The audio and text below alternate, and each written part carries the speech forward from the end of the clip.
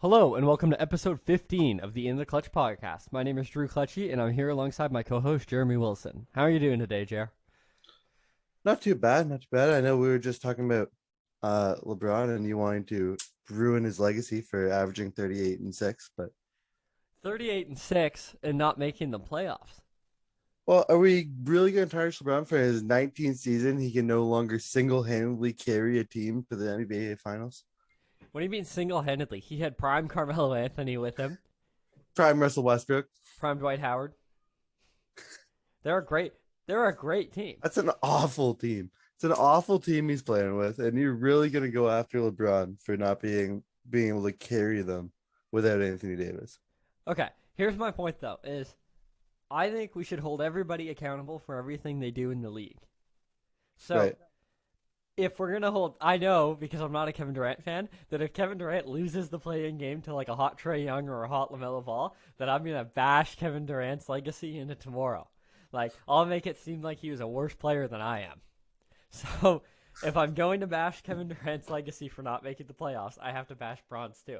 Because Kevin Durant has had an equally, or I guess not equally, but a nearly equally crappy team with like veteran minimum players and a Kyrie Irving that's not playing and a Ben Simmons that's not playing. Well, But he Kyrie might make Irving's the playing playoffs. every game now. Well, now, but he wasn't for the better half of the season. And they also have Seth Curry playing. And Drummond's better than any center the Lakers have. I think. Yeah, but Anthony Davis has played part of the year. He played like the first quarter and then got hurt. How many games did Anthony Davis get to? That's a really good question. I feel like it's something around 30. Here, I'll pull it up here. But He played 30. He's played 38 games, including yesterday was his first game back. never mind. I guess you'll pull it up there. I have basketball reference up already, so Yeah, I was pulling up Anthony Davis. But so that's where I stand is that like we're going to bash LeBron's legacy to the extent that we like need to. He didn't make the playoffs and he averaged 38 and 7, you said? so yeah, 38 and 6. And he didn't make the playoffs. Yeah, so Now, shouldn't we bash his team for not being able to make the playoffs when you have the league scoring leader? if you have debatably the MVP and league scoring leader, you should make the playoffs. Harden did it all those years. Harden have better teams than this Lakers team. Yeah, but this is LeBron James. Yeah, and he's 47 years old. Yeah, but all I'm going to say is if we don't bash his legacy for not making the playoffs and being the scoring leader, then we're Jordan fans. My If we don't bash LeBron's legacy, that makes us Jordan fans. Yeah, because Jordan fans like only acknowledge the 6 cool things that Jordan did and none of the other stuff. Yeah, that's my issue that with that's my biggest issue with tarnishing LeBron's legacy over this is that it's going to be used in the GOAT debate as, hey, LeBron didn't make the playoffs with the Lakers and when he led the league in scoring, it's like, okay, but Jordan played 2 years for the Wizards and averaged 20 points and nobody cares. Right, but if we don't tarnish LeBron's legacy for not making the playoffs, then we're just as bad as Jordan fans. Right. As long as we do it both ways, I'm okay with it. The other thing too is I think my understanding is that you have to play 58 games to be eligible to win the scoring title. Right. And LeBron is right on the fringe of that. He's played 56. Yeah, like so there's actually a chance that LeBron might not get the scoring title. Like if he gets hurt and he doesn't Well, he play is the hurt. rest of It's the like a game. knee and an ankle or something on the same side. Yeah, he I know already his is hurt. ankle was pretty bad, but I'd imagine he'll get there. For those of you that don't know, we're talking about the Lakers, like the season's over and they haven't made the playoffs. They're a game back of the Spurs for the 10 seed, and the Spurs have the tiebreaker, so they have to make up 2 games on the Spurs, and the Lakers' last 5 games are Nuggets, Suns, Warriors, Thunder, Nuggets. And I That's a only tough see one schedule. win there, so The only thing though that's tricky to tell is at the end of the season you never know who's playing and who's not in any given game. right. So like So I'm the in, Nuggets, if they've clinched their spot, could play nobody. complaining. Well, it's just Jokic or nothing. Right. So they could bench their one player. Because I'm in the fantasy basketball finals right now in our league, and it's painstaking every day. Because I went into yesterday with like a fully loaded roster, and then by 8 p.m. I had no Desmond Bain, I had no Dejounte Murray, who's my best player, Right. and I was missing a third player just based on like a non-COVID illness that they're sitting out or something like that because it's right near the end of the season. Speaking of Desmond Bain and the Grizzlies, who are now 20-2 without John Morant. The Grizzlies without John Morant, Desmond Bain, Steven Adams, and Jaren Jackson beat a fully healthy Suns team yesterday. See, you know what? I don't actually count that. So You the don't care. Grizzlies. What It's do you mean you don't impressive. count that? Okay, it's impressive that the Grizzlies are 20-2 without John Morant. I would Like say obviously so. 20-2 is exceptional. Yes. But if you look at that schedule they played, it's actually awful. Like it's like the Pistons twice and the Rockets 3 times and like Philly without Embiid and Harden and like it's just the list goes on and on and on. So it's impressive to me that they're 20-2. But if they were 16-6 and you looked at the schedule that they played, people would be like, "Oh yeah, that makes sense." So then at 20-2, you're right that they've beaten like the fully loaded Suns and stuff, which games like that are bound to happen. So to me, it's more like they just took care of business on all the bad teams they played, and then they also won some great games, which is Well, not to like be beating Phoenix and Golden State and Milwaukee and Brooklyn, and Giannis didn't play for Milwaukee. that's okay. That's what I mean. It's a really KD didn't play for Brooklyn. Like it's a really bad list. I saw the Bucks get hammered yesterday by the Clippers, and I was like, "What happened?" But they didn't play four of their starters. So And of course, the guy I'm playing in the fantasy basketball finals, Bobby Portis, who dropped like 55 fantasy points or something. That's so awesome. bad. I looked at it, was a 40-point game, but Bobby Portis is out there getting buckets. I was like, you're kidding me.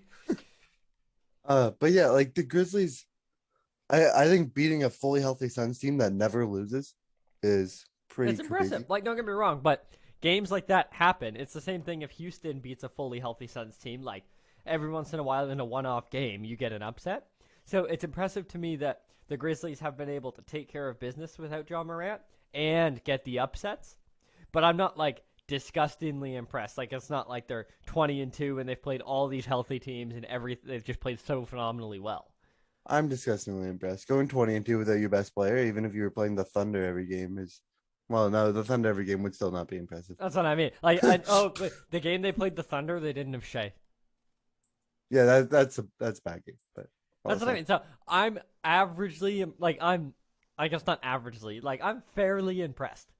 20-2 is really really good and it's worth talking about. But I'm not like wow the Grizzlies are the best team like without John Moran or something. I don't know. I think even if John Morant had played enough games, the Grizzlies, by going 20-2 without him, have eliminated him from MVP conversation, Yeah, that's a fair point. which is How interesting. many 'cause, games is like, enough games now in the NBA? Is it 55? Do you think? I think it's like 60-ish. You think it's 60? Ish. I feel like there's a notable list of players though who haven't played 60 this year.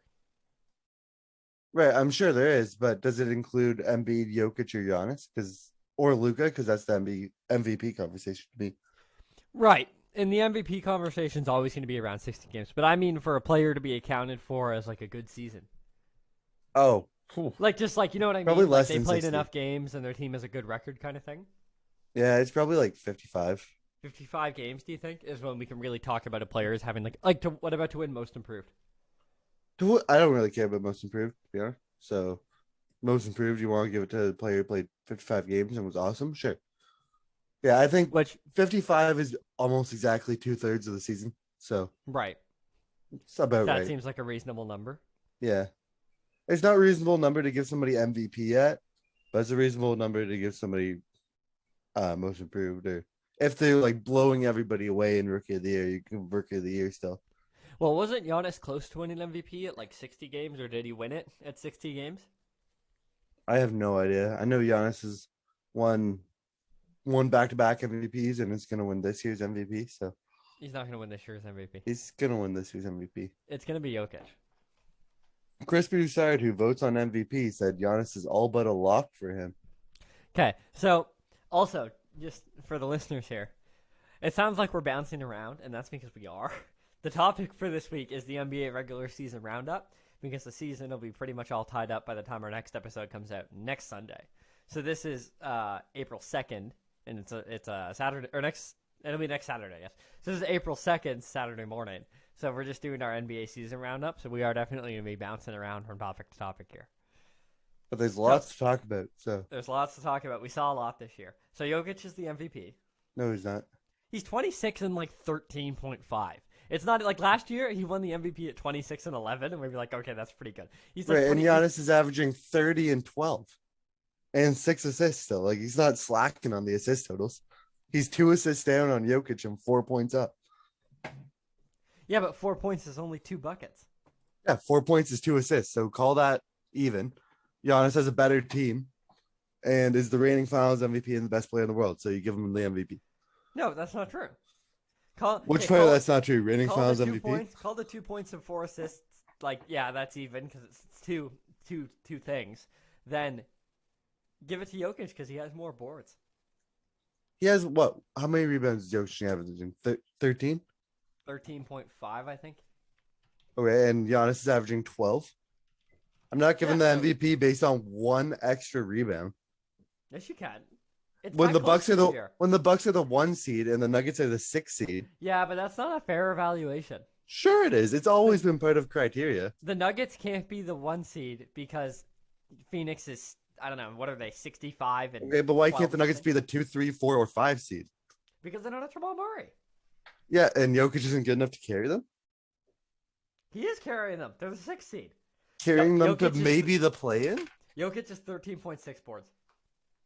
Okay, so another rebound and a half is not enough for me to. Maybe 2 rebounds. It's still not enough for me to give him MVP. It's enough for me to give him MVP. I think he's just edges out Giannis. Have you seen what Giannis has done this week? Yeah. Giannis dropped in the first MVP game he had, where it was Giannis versus Joel Embiid. He dropped 40 on the Sixers and had the game-winning block. Okay. And then he played the Nets. They were down early. Giannis scored 44 points, hit a step-back 3 to send it to overtime, and 2 free throws to win the game in overtime. Right. And you're telling me this isn't the best player in the world, nor is it the MVP? That block was pretty cool. The block was pretty cool. Jokic just played almost 10 more games. I don't care. I don't know. I think it's close, but I would give it to Jokic this season. But you also think Jokic is just a flat-out better player than Giannis, right? Well, yes. Joel Embiid would disagree with you. I think, well, all of the Northeast would disagree with me. But I think then everybody again- outside of Denver would disagree with you. No, the Southwest would probably be on my side. It'd be the Northeast against the Southwest.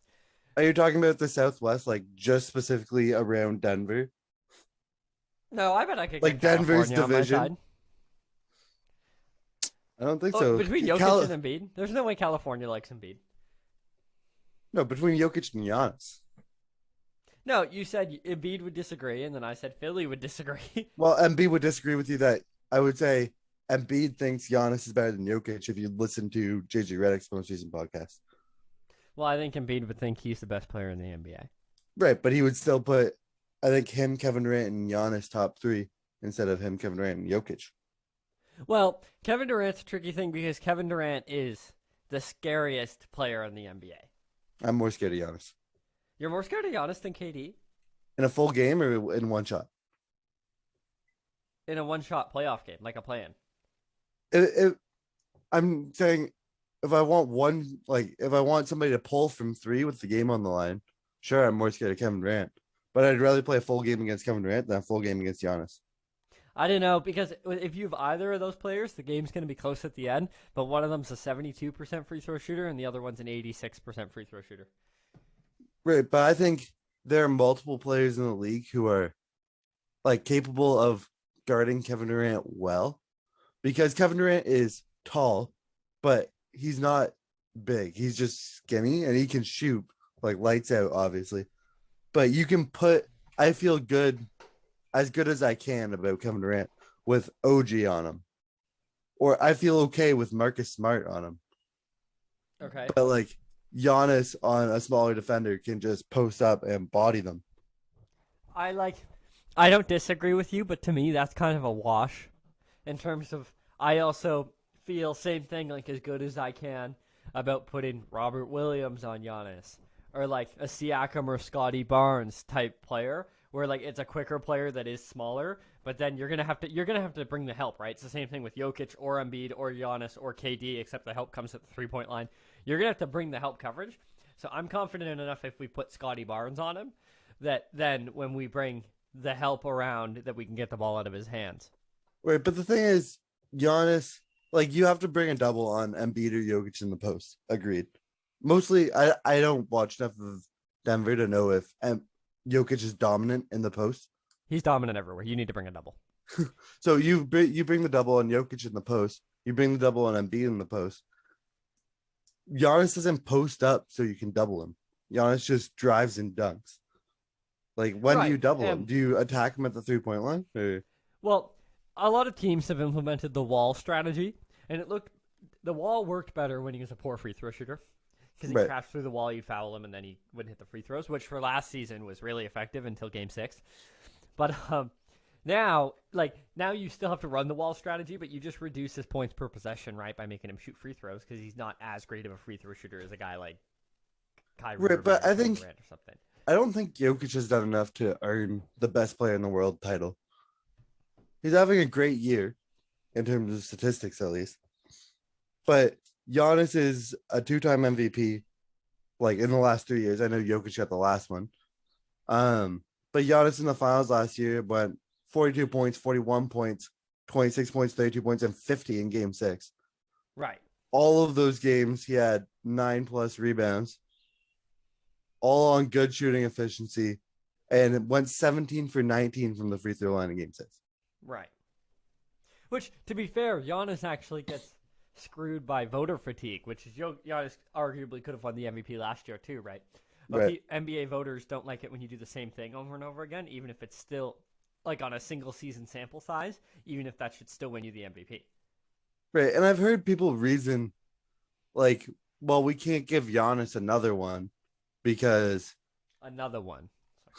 like that's too many. Almost like we didn't give it to LeBron every year, so we can't give it to Giannis every year. But we I'm like, that's should've- the stupidest argument ever.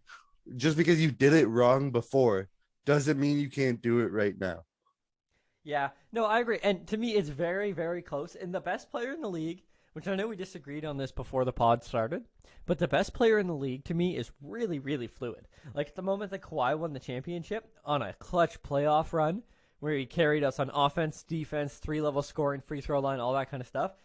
For that exact moment, Kawhi was the best player in the league. And then the next season, he moved on to the Clippers, had a crappy year, was not the best player in the league. But at that exact moment, Kawhi was the best player in the league. So you crown Kawhi as best player in the league somewhere between the Bucks and Warriors series, and then he was done. Yeah. So he was the best player in the league for 3 weeks. Well, and the whole offseason, he couldn't prove he was still the best player in the league. But that's how I feel, is at that exact moment, Kawhi proved himself best player in the league. Same thing, regardless of what Giannis had done this season. Let's say Giannis was, for whatever reason, 22, 10, and 3 this season. Then Giannis, because of what he did in the finals last year and the playoff run, Giannis would have been the best player in the league for the finals, the offseason, the start of this season, until he started to go down. Well, Giannis has been the best player in the league for 3 years running now. Well, that's what I'm saying, though. I think right now, at this exact moment, I'd say Jokic is the best player in the league. But if Jokic craps out in the playoffs and they get kicked out in the first round, Jokic doesn't play that well. Then, yeah, but you can't take back his MVP when you decide that he was bad in the playoffs. Well, it's a regular season MVP. Yeah, and Milwaukee is 48-29, and Denver is 46-32. Yeah, so it's like 2 games, except Giannis has 2 All-Stars. And Giannis has 1 All-Star. No, Drew Holiday's been an All-Star. Drew Holiday's, been an All-Star maybe, but he's not an All-Star. Yeah, he's close, though. He was in the DeMarcus Cousins has been an All-Star, so... Okay, well, not the same. Let's say not the same. Jokic has All-Stars, too. Drew Holiday's been an All-Star and has played decent basketball within the last 5 years. Hey, DeMarcus Cousins dropped 30 one game. Yeah, but he doesn't defend anything, and he takes 2 techs every game. Anyway, Giannis is awesome, and they're both everyone. They're all awesome. Well, he's a better player than Jokic. KD, I'd rather KD. You can give the MVP to whoever you want to, as long as you agree that Giannis is a better player than Jokic. For one series, who do you want on your team? If you had one series or one opportunity, but for one series, I might pick Jokic. No, you wouldn't. Nobody would. And it's the same thing with Kevin Durant. Because Jokic has proved so much to us in the playoffs. I might pick Kevin Durant. Well, he doesn't have Jamal Murray. That's not a fair argument. Wait, well, I'm not talking about this year. Last year, he had Jamal Murray. No, he didn't. What about the year before? He had Jamal Murray. Yeah, but they were like 3 years younger. Michael Porter Jr. was like in his rookie season or something. Like, And it's not the same. As much as I know we argue that there's like the team success matters for MVP, and I think it does to an extent. I don't think you could be outside of the playoff picture and win an MVP. Like, we've you have to given be the MVP once in recent history to somebody who wasn't a top 5 seed, and it was Russell Westbrook averaging a triple double for the first time in like 50 years. right. So Jokic isn't doing that. He's not doing something that we've never seen before. Like it's No. not he's not having a season that will be used constantly as like, oh, only 2 people have ever averaged a triple double. No, but he's having a remarkable, like, in the advanced stats, he's remarkably efficient. Yeah, sure, but is he a better defender than Giannis? No. Is it Well, close? well, Well, no, you no, think he's sorry. a better defender Well, than he's, Giannis? He's not close, but Giannis also actually doesn't. If you watch Giannis, like if you watch the Bucks, the eye test, Giannis doesn't actually defend anybody. Giannis is violent at the rim, and he's 100% a better defender than Jokic. Right. But he doesn't defend anybody. Like it's not like Kawhi defends players, right? Well, Giannis Giannis makes is- plays. You would say Giannis is most useful on defense. Probably it's a help defender as a come over and block a shot. Right, but you never see Giannis guarding KD. I think I'm not totally sure, to be honest, so I won't comment on that. But all the same, he's a much better defender than Jokic is. And I'm not saying Jokic is Absolutely. a bad defender, Right. but doesn't that make up for the extra 2 rebounds? Yeah. Well, Elite I don't know. I'm defense, really stuck on defensive this one. player. He's going to be first team All NBA defense. Jokic is not going to be on an All NBA defensive team. Give me a sec. I'm gonna go into the weeds here.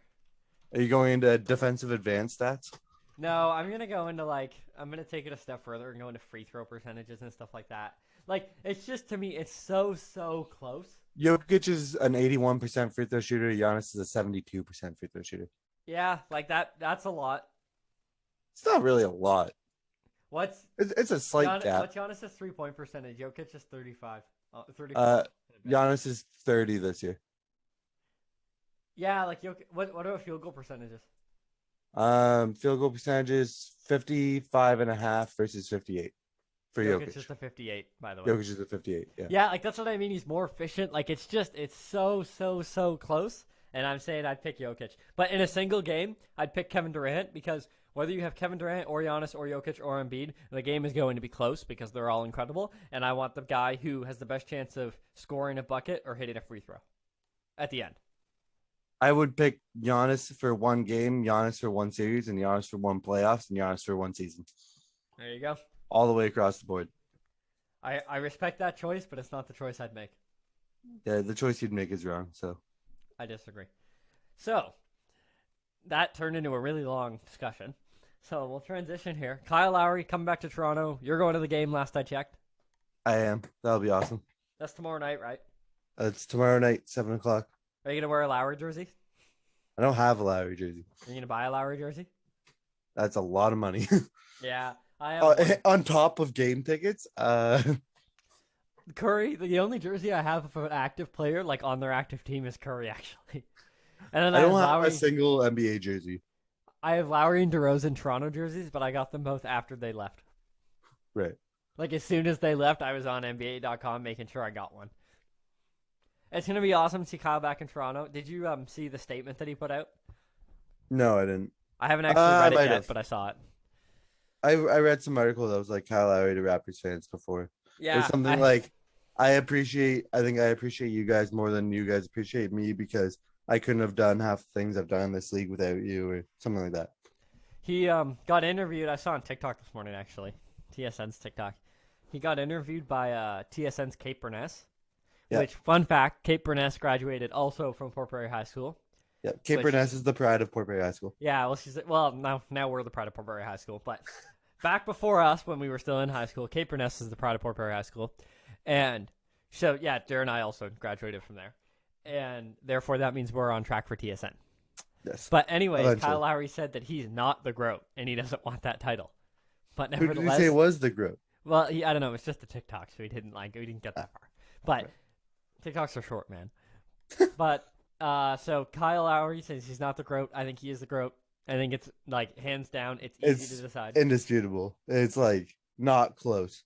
Kyle Lowry, DeMar, Vince, Kawhi. Oh, Vince isn't above Kawhi. Okay, Kawhi is top 3 minimum. You can put him above or below DeRozan. I'm okay either way. Kawhi is the 4th best Raptor of all time. Kawhi is a top 3. Above or below DeRozan, doesn't matter, but below Kyle. And that's as far as I'm willing to go. Fair. But anyway, so are we sure? Like, Kyle Lowry's going to play, right? Kyle Lowry's going to play. I'm almost 100% sure. I wish I had tickets for that game.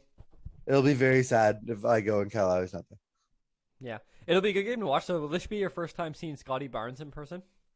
I actually went to the Celtics game on Monday. Oh, right. I knew you mentioned you were going to another one. So. Oh, the Celtics game where nobody played. Yeah, nobody played, but they went to overtime. So. Right, I guess that's true. Yeah, I was all excited to watch that on TV, and then I was really disappointed when I found out no one was playing. Yeah, all the Raptors were somewhat mediocre except for Siakam. Siakam dropped 40 and was awesome to watch. He didn't hit a 3 all game, but still dropped 40, and it was amazing. Right. Marcus Smart is really, really good. Yeah. Like, really good. Like, he is a great passer. Well, and he's a Raptor killer, which is disappointing, but he's one of those guys. It's just like Dwayne Casey, where he just seems to get the Raptors every time. Yeah, thank goodness we don't have to see the Pistons in the playoffs. I know, it'd be over. We'd be outcoached by Dwayne Casey. Wins Coach of the Year. Would you rather play the Bucks or the Pistons, like current day Pistons, in the Eastern Conference Finals if the Raptors got there? That depends. Is Marcus Smart on the Celtics or the Pistons? Marcus Smart's still on the Celtics. Then it's toss up. It's put Marcus Smart on the Pistons though, and it's not even close. Him and DJ Augustine. Oh yeah, DJ Augustine is a scary sight for Raptors fans. That game one shot. I miss basketball or the NBA when the trash Magic with Vucevic and DJ Augustine and Terrence Ross sometimes would make the last playoff spot and get kicked in the first round really badly, like a sweep. And same thing, like in the West, you'd have somebody that would make the last playoff spot and get kicked. Right. Because this whole, 11 teams are really good, and Trae Young is on the 10 seed Hawks. Really, really bends me the wrong way. Yeah, I feel like there's only one non-scary team in the Eastern Conference, and it's Charlotte. No, I'm not scared of them in a 4-game series. I'm terrified of them in a play. Oh yeah, I'm talking about once you get past the play-in and the first round. I think teams don't really want to see Trae Young come in and challenge them like that, and I don't think teams want to see Brooklyn or really want to see Cleveland or Toronto. I'm also not that afraid of Cleveland because Jared Allen's still out. I think Mobley's out for the rest of the regular season now. Oh really? And then plus I don't know. Markkanen at the 3, Okoro at the 2, Garland. Garland's obviously incredible, and Allen is great, and Mobley will probably win Rookie of the Year, but I think it should go to Scotty Barnes. But the Rookie of the Year. I know we can talk about this after. You can finish your point. The total package of Cleveland, I feel like with Cleveland, the individual sums of the players add up to less than the sum of the whole. Right, they're better as a team than they are as individuals. Yes. Is that what you're saying? Yes. Wait, no, actually I went the other way on that. They're better as individuals than they are as a team. You think Darius Garland plus Evan Mobley plus Jared Allen is better than 42 wins? Yeah. Because what are you going to do in the playoffs? What are the Raptors going to do in the playoffs? We're going to make them shoot. Right, and so would anybody else, I'm sure. So it's over.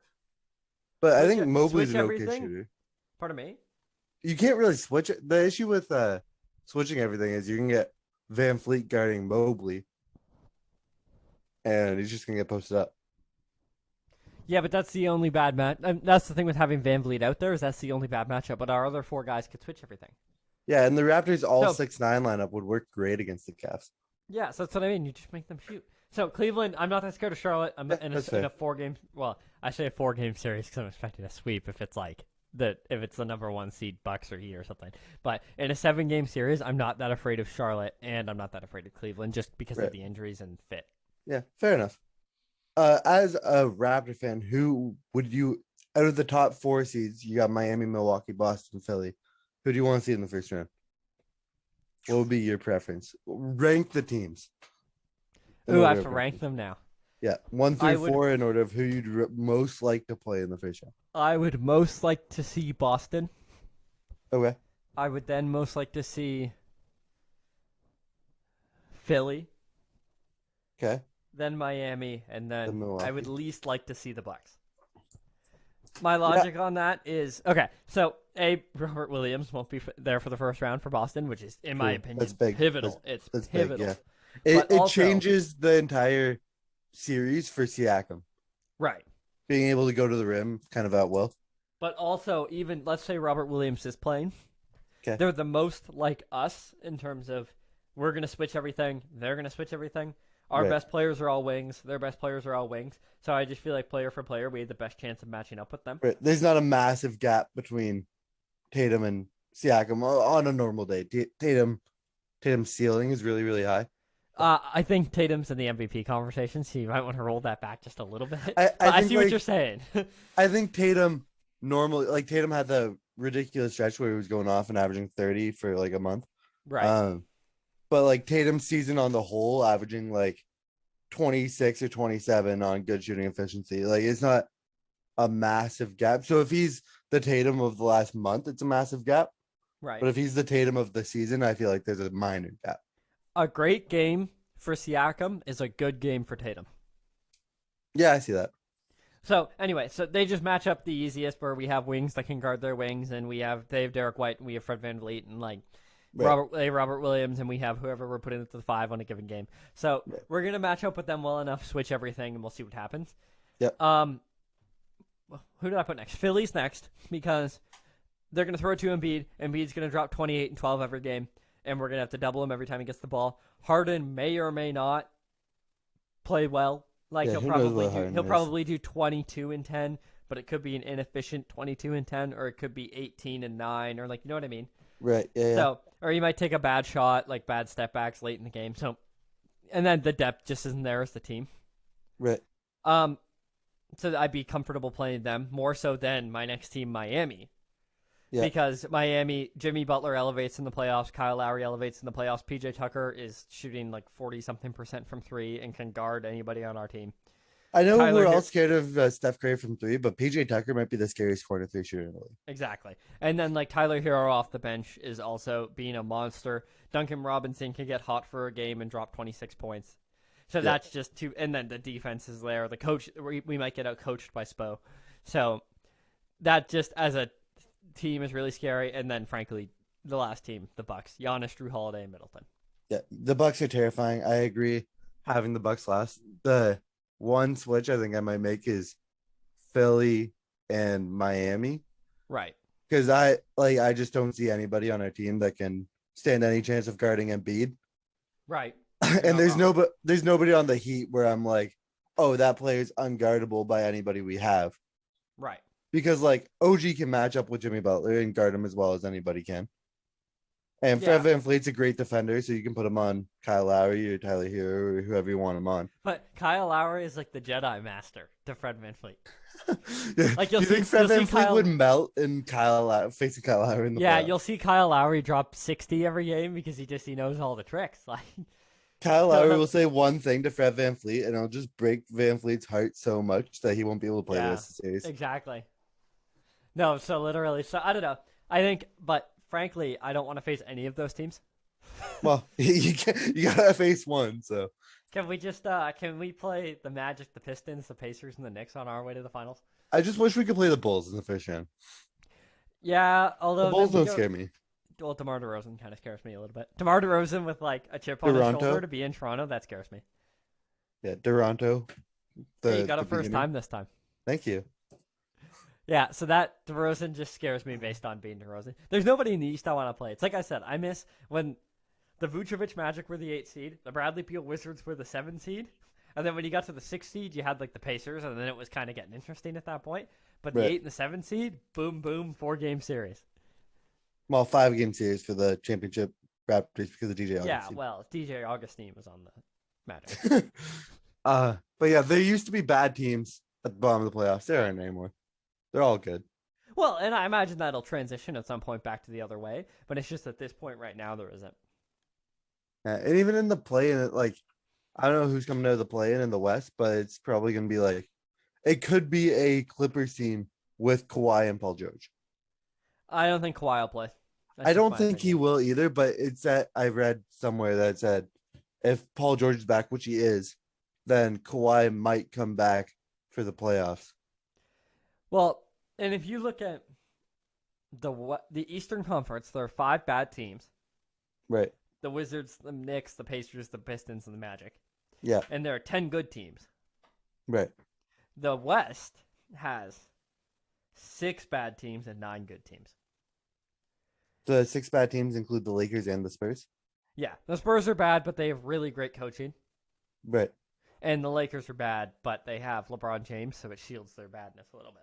Yeah. I still think of anybody between the 7 and 11 seeds, Phoenix and Memphis would least like to see the Lakers. Oh yeah, well it's the same. You at least want to see the Nets if you're in the Eastern Conference. Right. You just don't want to risk having LeBron in the first round or Kevin Durant in the first round. Yeah, NBA playoffs comes down mostly to individual players, right? Right. So yeah, I'm sure I totally agree with that. You don't want to see the Nets or the Lakers. I'm sure next week we'll probably do our playoff predictions. There'll be like 2 games left, but I'm imagining the standings will be all but locked in. Yeah, we'll have a better idea. It's just everybody's within a game of everybody else right now, so it's too much of a toss up to try to predict it. Right. The Utah Jazz. What happened to like the number 1 seed Jazz that we had like the past couple of years, like the up and coming Jazz, and then we had the number 1 seed Jazz, and then now we have like the middle of the road Jazz. Yeah, I think other teams just got better and they didn't. So what do they do then? Because Donovan Mitchell, man, you got to re-sign him. Like you need that guy, and if he leaves, that's it.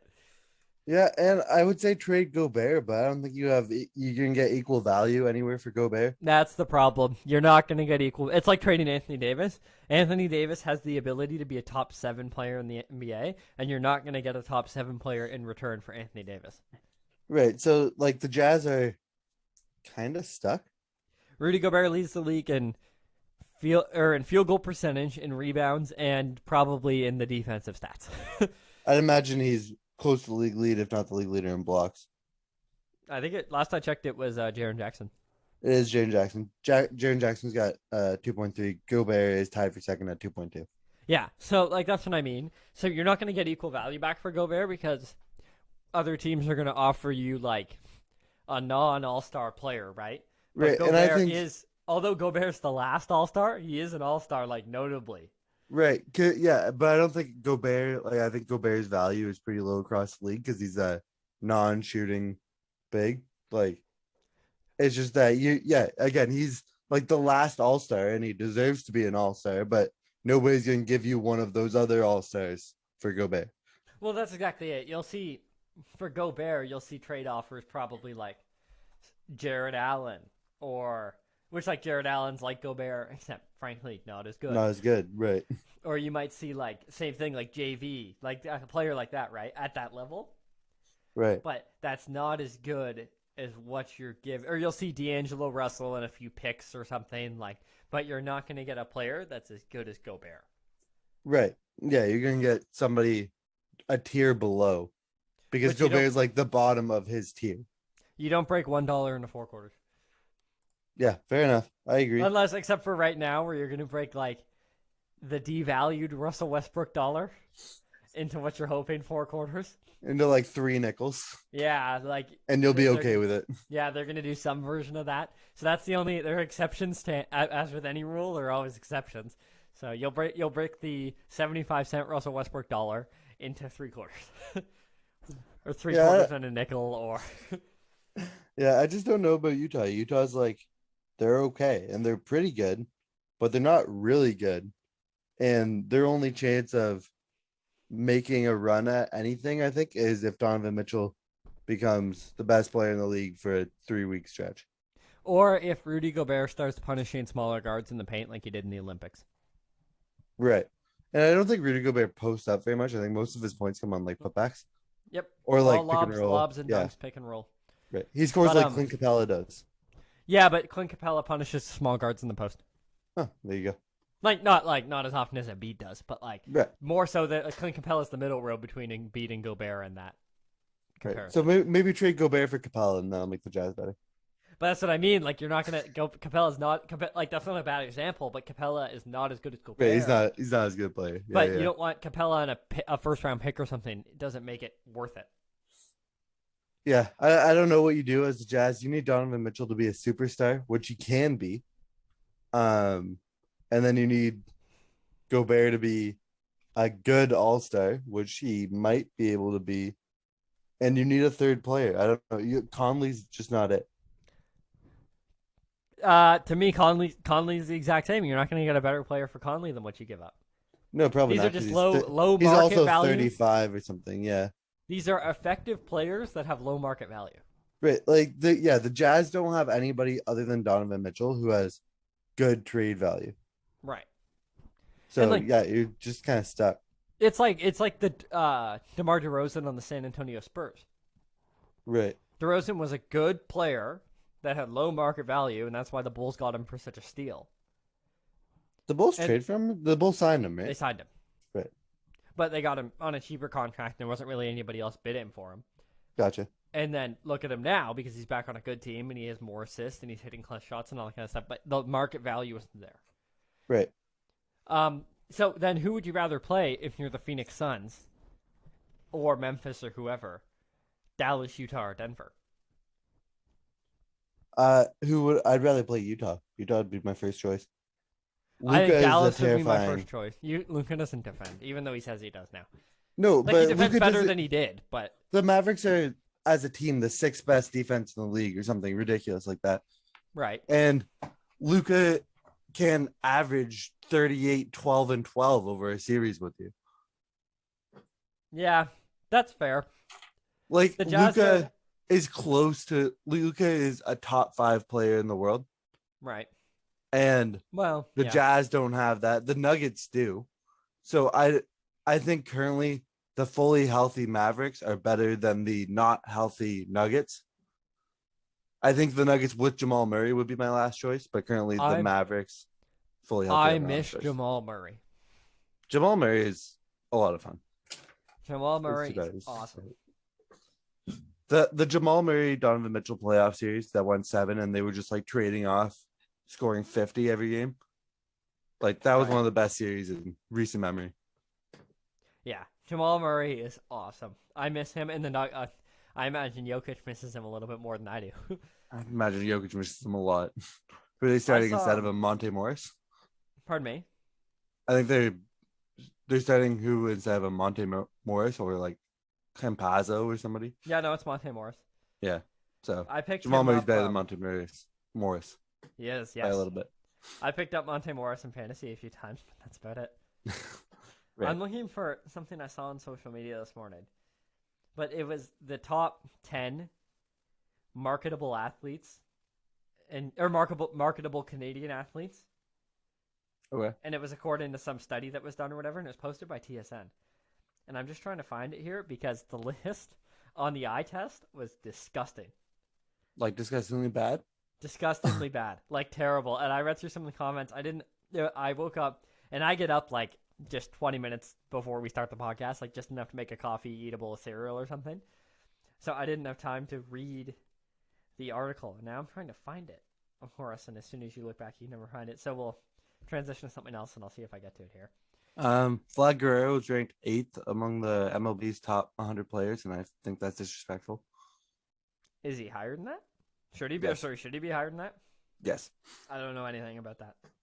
Yeah, I know. You just told me to transition, and I didn't have anything off the top of my head. That's so funny. Yeah. Are the Blue Jays gonna be good this year? I read like they're signing so and so, but I'm forever like stuck in 2016 where like David Price is the best player in the league, and then I like know some other things, but I don't really follow baseball. Blue Jays are projected to score the second most runs, give up the 7th or so fewest runs, and have the second most wins in the league. Okay, here I found the TSN thing. Okay, go ahead. So we can We the move clutch will off be baseball. in the clutch, and the reason I bring this up is there's a lot of basketball on this. So in the clutch, we'll transition back to basketball. Okay, here's the list: most marketable Canadian athletes. Alphonso Davies, Who? based on the fact that he's part of FIFA, which soccer is the most popular sport in the world. Oh, okay, right. I don't know anybody on the Canadian soccer team, to be honest. Yeah, Alphonso. Oh, did you not know who that was? No. Okay. Well, anyway, he's like a great Alphonso Canadian Davies, soccer sure. player. I think he's young. Tristan Nice. Lance- Backup centers. We love them. Lance Stroll from F1, Okay. like Formula One racing. I can't speak on that like racing either. So, Sidney Crosby, Connor McDavid, oh yeah, that makes sense. Jamal Murray, Andrew Wiggins. Jamal Murray's and Andrew Wiggins are more marketable than Connor McDavid. No, they're less marketable than Connor McDavid. I'm going 1 to 10. Oh, Connor McDavid's like fifth. Yeah. Jeez. Okay. Then Jamal Murray and Andrew Wiggins. So Tristan Thompson is second. Oh my gosh. Mitch Marner, Okay. Jeannie Bouchard, Yeah. like the tennis player. Yeah. and Yeah. then I know who that is. Chase Claypool, who is somebody in the NFL who I've never heard of. Chase Claypool is a really, really solid wide receiver. So And yeah. just to run it, I'll run it 1 to 10 without all the commentary, just to create a clear picture. So Alphonso Davies, Tristan Thompson, Lance Stroll, Sidney Crosby, Connor McDavid, Jamal Murray, Andrew Wiggins, Mitch Marner, Jeannie Bouchard, Chase Claypool. That's a brutal list. Now I haven't read, like I said, I haven't read the study, but think about it. So Tristan Thompson is 2, Jamal Murray is 7, Jamal Murray is 6, 6. Andrew Wiggins is 7. Jamal Murray is infinitely better than Tristan Thompson. Well, and probably more marketable. You would think so. Other notable players that were omitted based on the Facebook comment section were Vladdy Guerrero Jr., which is what made me think of that. He's not like real. I don't. They probably didn't count him as Canadian. Yeah, but that He was was born in the definitely Dominican, debated in the comment so, section. yeah. Brooke Henderson, the Canadian golfer. Okay. Any women's soccer player. Christine St. Clair. Yeah, like, and there were a number like that. This was on Facebook that I saw it. It is a TSN article for the record, if anybody wants to look it up. Right. So there was that. So Brooke Henderson, there was any Canadian soccer player. A lot of people said that Lance Stroll was too high, but I know F1's really popular right now after they released that movie or documentary or whatever it was. Okay. So yeah, I think it's an interesting list, but I can't believe how low Jamal Murray is, and that's why I thought it was relevant to In the Clutch. Is because Crosby and McDavid being that low doesn't surprise me, actually, because hockey's not that popular. It's the most popular sport in Canada. Yeah, but this is most marketable Canadian athletes, but that doesn't necessarily mean they're marketable towards Canadians. Right. Which So- I guess I can see, but how is Jamal Murray not a more marketable athlete than Tristan Thompson? That's what I mean. And like Lance Stroll, like F1's popular, but I'm assuming that Lance Stroll like the best F1 driver? I don't know. No, I don't know. But either. it's hard for me to believe that he's particularly more marketable than Jamal Murray. Right. You'd imagine Jamal Murray would be top 5 at least. Well, frankly, second. Yeah, because he's over Tristan Thompson. Yeah. And Yeah. then, so yeah, that's what stood out to me about that. But then it got me thinking about, so I'm not surprised that the hockey players are so much lower just because, like I said, hockey's actually not that popular outside of the Right. hockey playing countries, right? Versus like soccer. So it didn't surprise me that Alphonso Davies was first because soccer's played Soccer's everywhere. popular everywhere. Yeah. So, but yeah, I just think it's an interesting list. And the longer I look at it, the longer I'm trying to like piece it together. And then reading through like the Facebook comments, there were so many different omissions where you're like, oh yeah, we probably could have included those people or a particular sport. Like I said, like the entire women's soccer team, like there was nobody from there. Right. No female hockey players. Well, I So- don't know any female hockey players. Well, Like personally, I can't name any. yeah, but how much women's hockey do you watch? None. Another player, which I guess this athlete probably doesn't make that much money in terms of in comparison to like the rest of the players on the list, but like Penny Alexiak, I've heard the name, but I don't know. who that Olympic is. swimmer. Oh yeah. He's like she's got 1 year all sorts of older than medals. us or something and won Olympic medals, all that. So that kind of thing. So I Right. don't know. It's interesting. I just thought I can't decide who's the omission or who's ranked wrongly, but there's just something other than Tristan Thompson. But there's just something that stands out to me as wrong with the list. And Right. maybe that'll be my afternoon this afternoon, is looking at what's quite wrong because I can't quite piece it, but I know there's an issue. Right. Also, I don't want people to think I am just against women's hockey. I watch hardly any hockey and no women's hockey. Yeah, no, fair enough. It's not that I Well, watch all sorts of hockey and have something against women's hockey, but and there aren't any particular Canadian, like, I don't know, something just seems off about the list, and I won't make it a longer tangent than it is, but I just thought it was an interesting thing this morning. Now, Jared just did something incredible. Do you want me to tell them what you did, or do you want me to just move on? I just almost fell off the chair. That's all. He's leaning back. He couldn't believe the most marketable Canadian athletes list, and he was leaning back. And then we're on Zoom, and I just got to watch the panic moment where he almost falls off the chair, but not quite, and he caught himself. Yeah, we're all good. Otherwise, there might have been a crash. But Yeah, I know, which that would have been awesome. We would have to take. I would have to take like a 5-minute break for that recover. That would have been incredible. But yeah, so that stands out to me. But the list is just something's wrong, but I can't quite piece it, and I'll have to put in more research on that. right.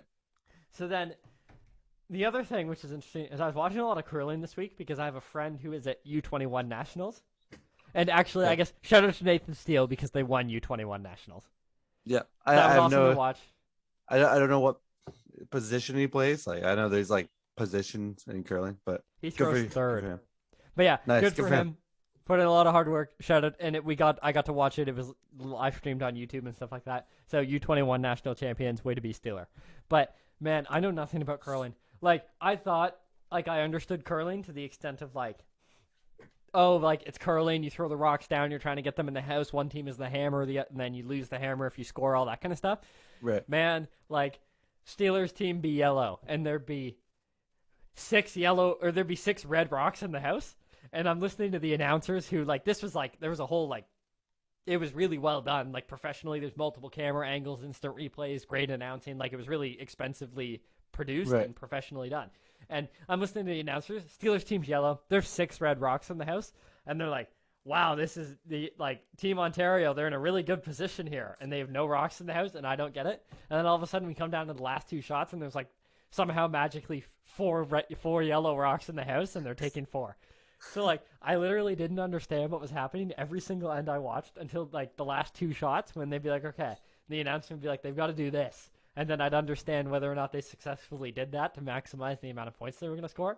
Right. Or they'd be like, same thing, there'd be a whole bunch of rocks in the house that are the wrong color, and then they hit one of the guards off, and then the announcer would be like, what a great play, and I'd be like, but that rock wasn't anywhere near the house.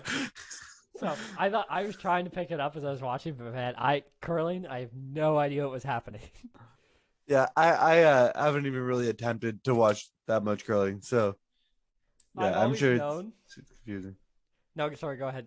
No, I'm done. I've always known that it was more complicated, obviously, than what you think it's just shuffleboard. But man, I had no idea about any of the strategies or anything. I just have to try to pay attention until we got to the last couple of rocks of every end, and then they describe what needed to happen, and it made sense because there were only 2 rocks left. Right. Fair enough. It was ridiculous. But anyway, so shout out to Nathan Steele on that. The other thing that I want to comment, just a couple things, we'll try to finish this up, so we'll go quick on this last one. NBA, back to in the clutch. So what do you think of the new foul rules this year? And do you think this is the last year that will allow take fouls in the league, which is when a team goes out in fast break and you just foul them with a region foul to avoid the transition bucket? I think it's just been impossible to stop take fouls.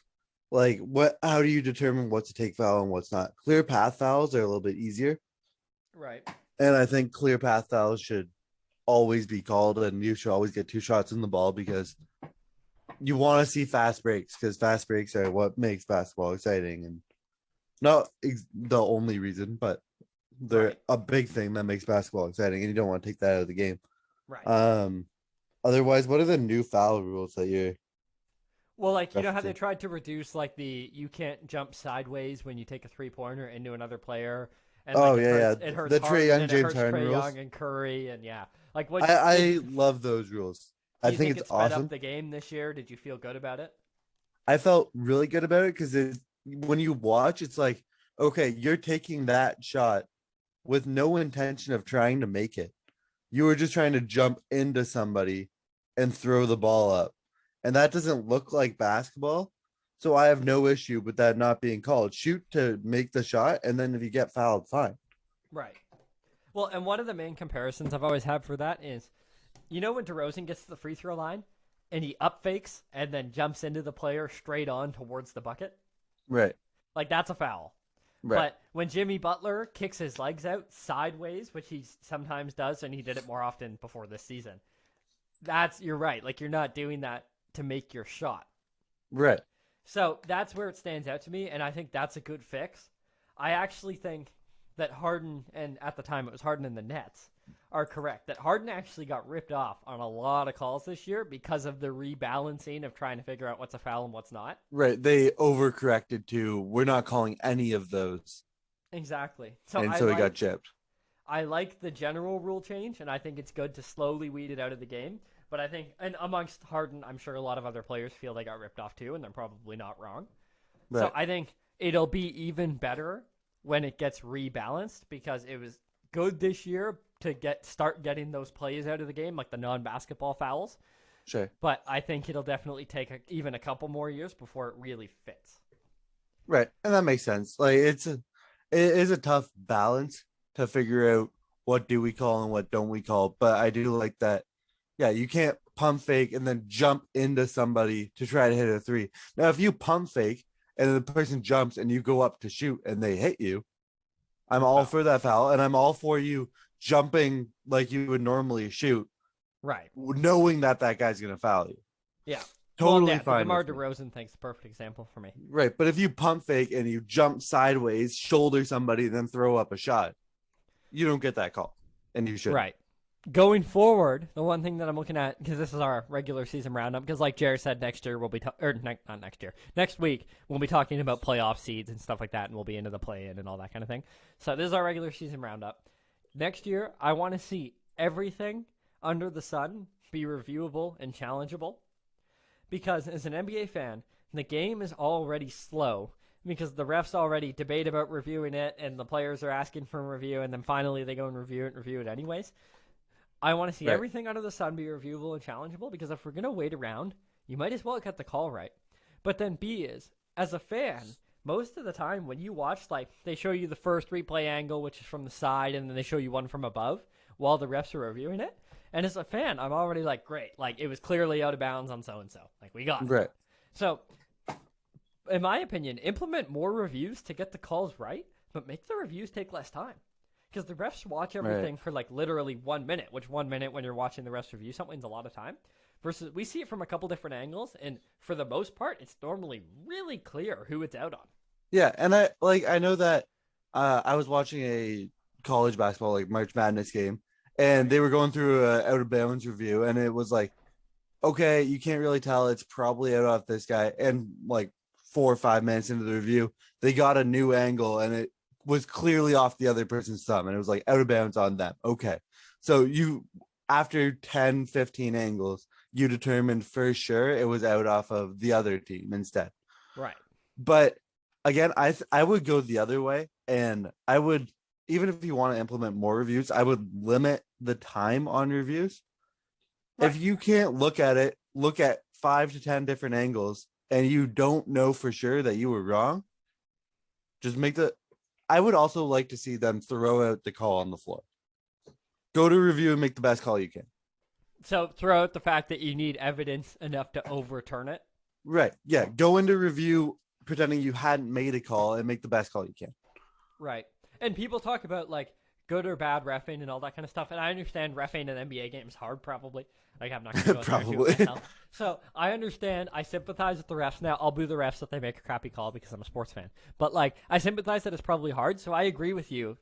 I think you're bang on that. Yeah, just throw out the call you made and just go make the right call, because ultimately that's more what we care about, right?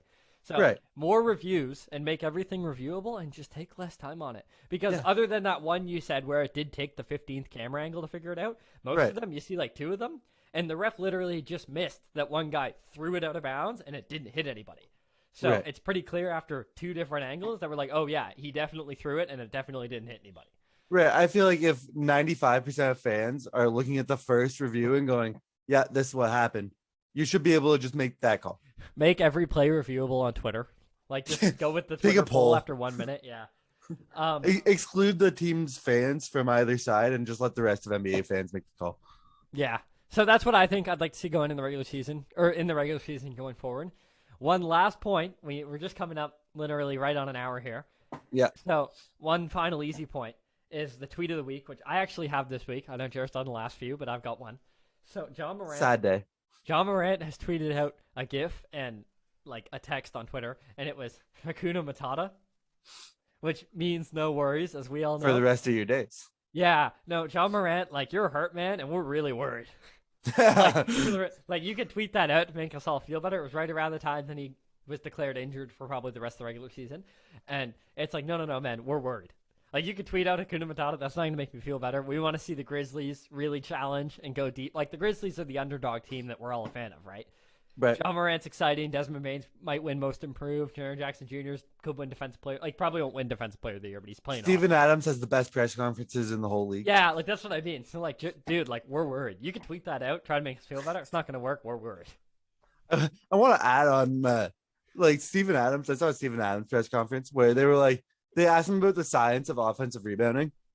And he was like, stand on the other side of the net from where they're shooting. The ball usually goes that way. Right. You can go into the Dennis Rodman like rotations of the ball. No, I'm too stupid for that. I just stand there. Yeah. It's Well, like, and that's awesome. it helps to be big, tall, and scary. Yeah, it helps be the most terrifying player in the Because league. I bet I could go stand over there and I wouldn't get many offensive rebounds. Yeah. Steven Adams, if you ever get a chance to listen to him, is just hilarious. Yeah, I'll watch his clips on YouTube and stuff like that. He has good Yeah. press conferences. A lot of players do. I'd love to be able to spend more time around the players, like maybe eventually working as a reporter or something, because they're really entertaining. Yeah, agreed. The players like are just really fun personalities. Like some of them, you know. Yeah, some not all of of them. I them. mean, not all of them, but a lot of them are great. OG's interesting, but he doesn't necessarily have the most fun personality. Yeah, no, exactly.